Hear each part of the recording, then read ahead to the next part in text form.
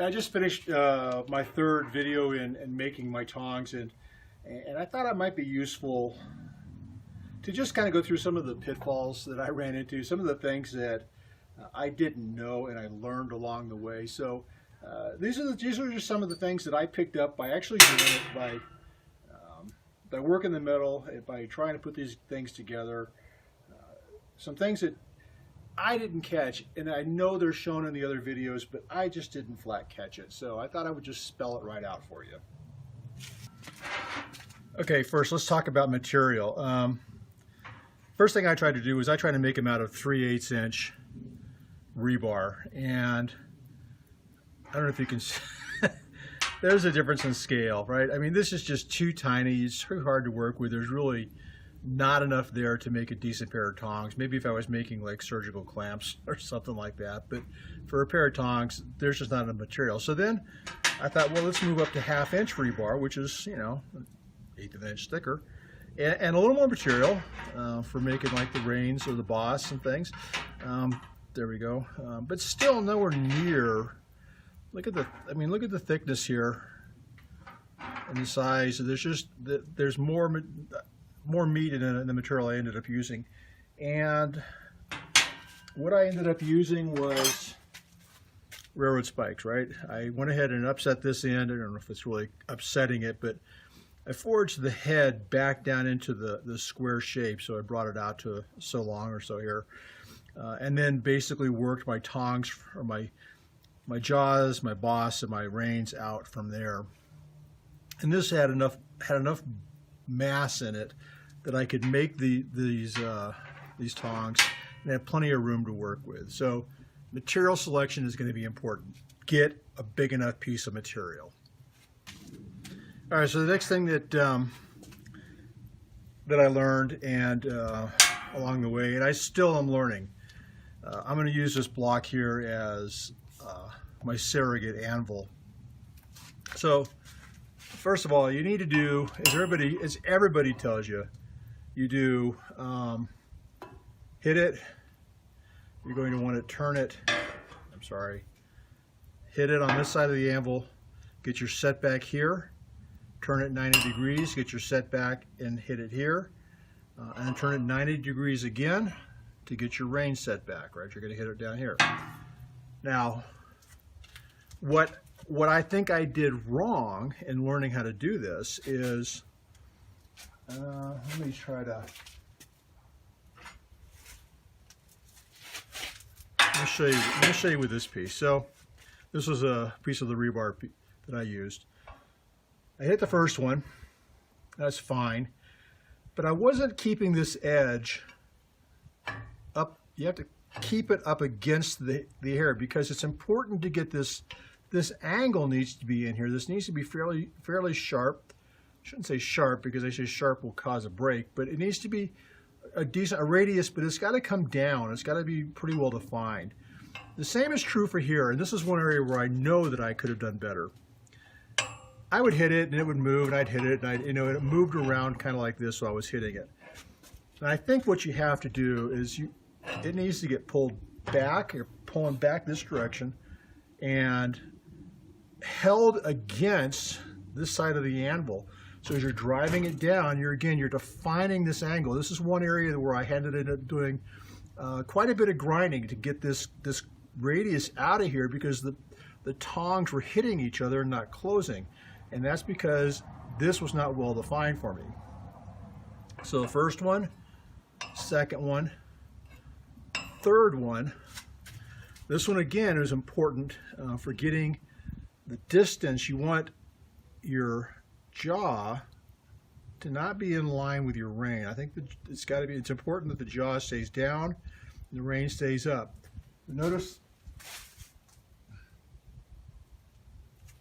I lost one right in front of me here.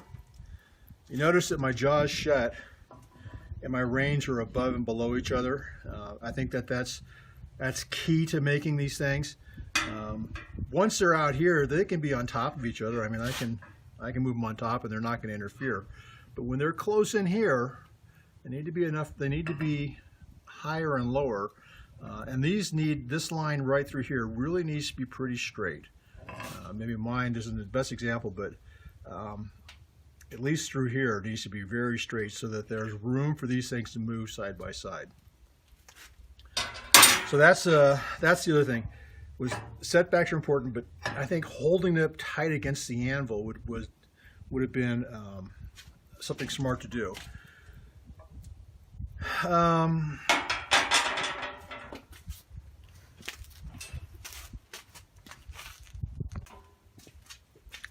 All right, last one, I think.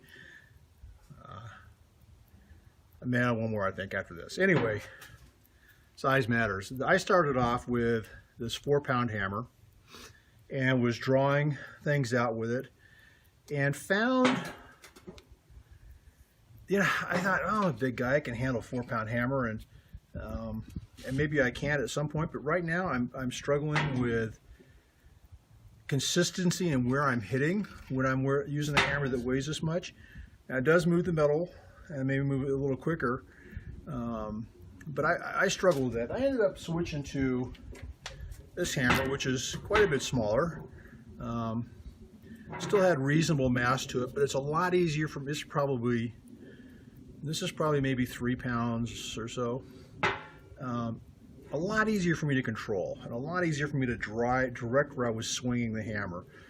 So I would suggest, I mean, for me personally, this was great in the respect that I moved a lot of material. However, I wasn't moving it where I needed it to go, which is bad. So maybe you want to consider a little bit smaller hammer if you've got it. And just maybe you have to hit it a few more times. That's just the way it is. Work the material hot. That's something else that, I should put that down as 4. I'll write that in a second. Work it hot. That makes a huge difference until you get to the point where you're starting to fine tune some stuff.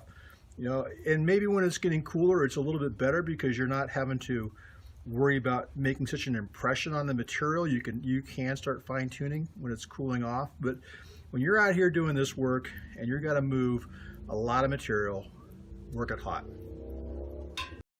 I was editing this thing last night and I realized I left out probably the most important thing that I learned in making these tongs. So, and this is this notion of half on, half off. So I'm going to use my block of steel here as an example, my anvil. My anvil. Anyway, the idea here is that when you're hitting, for example, we're going to set the jaw on this. When I started doing this, I started hitting in here, and that just doesn't give you the right shape. So what I was told, and what worked out really, really well, is this idea of half on, half off. So hitting half the hammer on the face, half the hammer off the face of the anvil. And what that ends up doing is ends up driving, as you can see here, ends up driving this portion this direction, or this piece this direction, and giving you the offsets that you need. So it'll be half on, half off here. We're going to turn half on, half off here, giving us this nice line through here. And then finally, half on, half off here, giving us this offset here as well. So probably the most important thing I learned, half on, half off. The last thing I'll mention, and I'm not going to write it down here, don't give up, don't get discouraged. Keep working it. I can tell you from personal experience, I went through, you saw the mess of rebar I had. I went through a lot of rebar, doing things wrong, trying to figure things out. What's a stick of rebar, 2-foot stick of rebar costs you $1.50, $1.50. So what? Get some stuff, play with it, move some things around, feel how it feels. It's for me, it's a hobby, and if I ended up using up a whole 2 railroad spikes, again, so what? I mean, brand new, they're like $3 a piece or something. They're cheap. Keep at it, keep working it. Ask questions, find people that you can trust that'll give you good answers, and just have fun with it. I'm loving this stuff. I've had so much fun making these tongs and making some other things. I can't see myself at this point stopping. I'm going to keep learning stuff. I'm going to keep trying new things. And no, they're not going to be perfect right off the bat. I know that. Maybe after I've done this for 6, 7, 8, 9, 20 months, you know, maybe. But right now I'm learning, and I just consider it everything I learn is valuable. So hang in there if you're just learning. If you're frustrated, hang in there. Just try to have some fun with it and ask questions. But if I can do this, certainly you can do this.